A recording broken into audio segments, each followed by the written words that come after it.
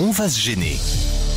Attention, voici le moment de découvrir qui se cache dans la loge d'honneur. Bonsoir, invité d'honneur. Bonsoir. Vous m'entendez bien? Très très bien. Ou quel est le nom de notre invité? Philippe Croison. Philippe Croison, bravo Jérémy Michalak. Philippe Croison qui publie J'ai traversé la Manche à la nage chez Jean-Claude Gavlevitch et qui va tenter un nouveau record. Philippe Croison qui rentre dans ce studio grâce à ses prothèses, c'est ça qui est incroyable. C'est ça qui est absolument incroyable parce que on vous voit arriver dans ce studio en marchant. On peut pas imaginer que vous n'avez plus de jambes. Je suis désolé. Non, j'ai mis la moitié là. J'ai mis que les jambes. J'ai laissé les bras au placard là. Vous avez laissé les bras au placard, mais vous avez quand même. Voilà, c'est vrai quand on vous voit rentrer, là on se dit c'est quand même formidable la technique et la technologie aujourd'hui et la médecine. Ah oui, complètement. On fait vraiment des progrès énormes. Hein. Là, j'ai des prothèses en carbone ultra légères et j'ai plutôt intérêt à faire attention quand il y a du vent. C'est tellement léger que la jambe. Il peut s'envoler. Ouais. Et là, alors, racontez un peu le nouvel exploit que vous allez tenter, puis après on reviendra sur le précédent. Avec mon camarade Arnaud Chasserie, deux nageurs, un nageur valide, un nageur handicapé, tous les deux, main dans la main, sans jeu de mots cette fois-ci, on va relier symboliquement les 5 continents à la nage. Et on veut dire voilà, que si on est capable tous les deux de faire la même chose, on efface les différences, il n'y a pas de handicap, il n'y a pas de monde du valide, pas de monde du handicap, il n'y a qu'un seul monde. C'est quand même assez fou. Ça vous suffisait pas d'avoir une fois réussi à traverser la Manche? Après la traversée de la Manche, il y a 2 sentiments qui m'ont envahi. J'ai appris ce que c'était que de gagner une médaille d'or, parce que quand un gars gagne une médaille d'or, ce que ça lui fait, et qu'il a envie de continuer après, et une grosse tristesse. Quand j'ai réussi cette aventure, quand j'ai réussi la traversée de la Manche, j'ai eu cette joie immense qui m'a envahi, et en même temps la tristesse que c'était fini. Et l'équipe, on a eu du mal à se séparer. Et donc après, on est parti sur le détroit de Gibraltar et ainsi de suite. Et après, j'ai regardé la planète et j'ai dit tiens, il y a 5 continents. Comment on peut les relier au plus court? On va y venir dans un instant. Il vous faut de nouveaux challenges en fait. Ouais, et puis ça aide à vie, voilà, faire un saut en parachute, faire des choses comme ça donne de l'adrénaline. Et puis voilà, je me sens vivant, quoi. C'est-à-dire que la famille, ça vous suffit pas, les enfants, votre nouvelle compagne? Si, c'est du boulot. Donc, mais c'est surtout du boulot pour elle. C'est pour leur échapper en fait. 5 enfants. C'est ça. Le partage des tâches, il est à ce moment à la maison. C'est-à-dire que vous supportez encore plus difficilement les membres de la famille que les membres. Il y a quelqu'un qui vient ici qui n'a pas de membre et personne ne lui pose la question techniquement comment est-ce que vous nagez? Alors avec des prothèses de jambes, donc les ingénieurs travaillent encore dessus. Là, on a encore amélioré. Au début, quand j'ai commencé ma traversée, mes entraînements, j'avais des prothèses qui faisaient 3 kilos par jambe. Là, aujourd'hui, on arrive avec des prothèses à 800, 700 grammes par jambe. Juste avec les jambes, en fait, vous propulsez? Juste avec les jambes. Je fais un mouvement de bras, un mouvement de crawl.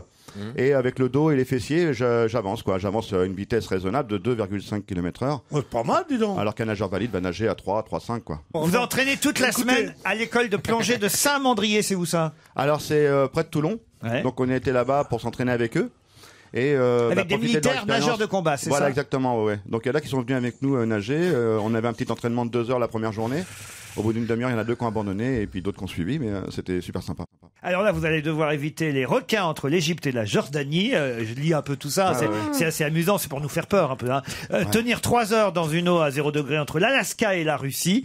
Tout ça pour faire les 5 continents. Oui, et l'histoire des requins aussi. En même temps, quand je disais tout à l'heure, j'emmène un nageur valide avec moi.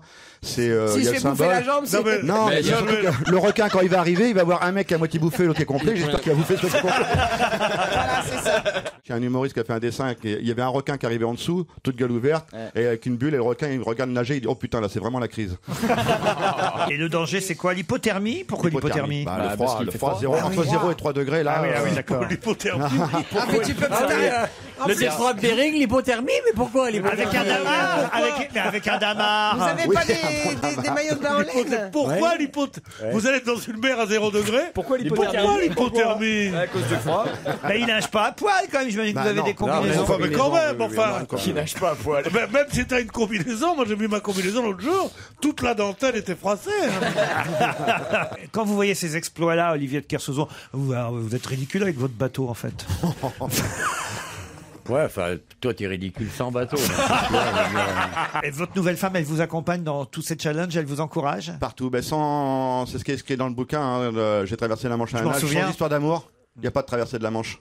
C'est impossible. C'est-à-dire qu'il faut imaginer un gros bébé qu'il faut emmener au lac. Quand je nageais, par exemple, à 1 degré extérieur, je nageais pendant 7 heures. Susanna, elle était au bord, elle avait froid. Le lac fait 4 km de circonférence. Elle m'a apporté du thé chaud, transit froid. Voilà, pendant 2 ans, ça a été vraiment... on a été que tous les deux, quoi. Seuls au monde. Et après, quand on réussit, bien sûr, effectivement, on n'est plus seul au monde. On est envahi par tout le monde. Mais Voilà, j'avais cette envie de traverser la Manche parce que j'avais vu un reportage télé quand j'étais à l'hôpital, quand on m'a amputé ma dernière jambe, la jambe gauche, après mon accident. Tout le monde a retenu une seule chose, c'était la traversée de la Manche en elle-même. Mais moi, ce que j'ai retenu, c'était les 2 ans de travail, quoi. On est parti d'un sportif canapé, un gars qui végète dans son canapé, qui regarde le match de foot avec son paquet de chips, quoi. Et par les petits toffes. Oui, voilà. Et il a fallu transformer ce corps pour qu'il devienne sportif et puisse traverser la Manche à un nage. Vous pensez que plus ça va, plus quand même on en parle plus facilement. Mais C'est de moins en moins tabou le handicap. C'est de moins en moins tabou et j'ai regardé l'autre jour dans votre émission le fameux sketch avec quand il disait les handicapés qui venaient voir le film Intouchable. Jérémy Ferrari. J'ai chialé mais comme une madeleine qu'on arrêtait. J'en pouvais plus. C'était quelque chose d'énorme, quoi. Ouais. Donc c'est vraiment bien. Avec Et je pense que l'humour- les basketteurs handicapés qui participaient au sketch. Comme vous l'avez dit dans mon premier livre, j'ai décidé de vivre. L'humour était important, et dans celui-ci aussi.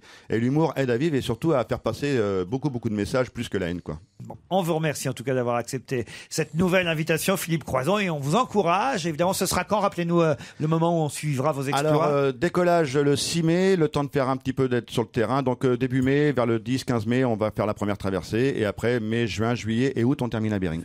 On n'a pas entendu. La première, c'est quoi? La première, c'est Papouasie-Nouvelle-Guinée. Ah ouais. Au mois de mai, juin, Aqaba, juillet, Gibraltar, août, Bering. On n'a pas fini d'entendre parler de vous pendant tout l'été, Philippe Et si je peux me Croizon. permettre, Laurent, il y a l'autre jour, il y a une dame qui m'a dit vous allez dans le détroit de Bering, vous avez du bol, là-bas, il y a des manchots. Et je lui ai dit il y en aura un de plus.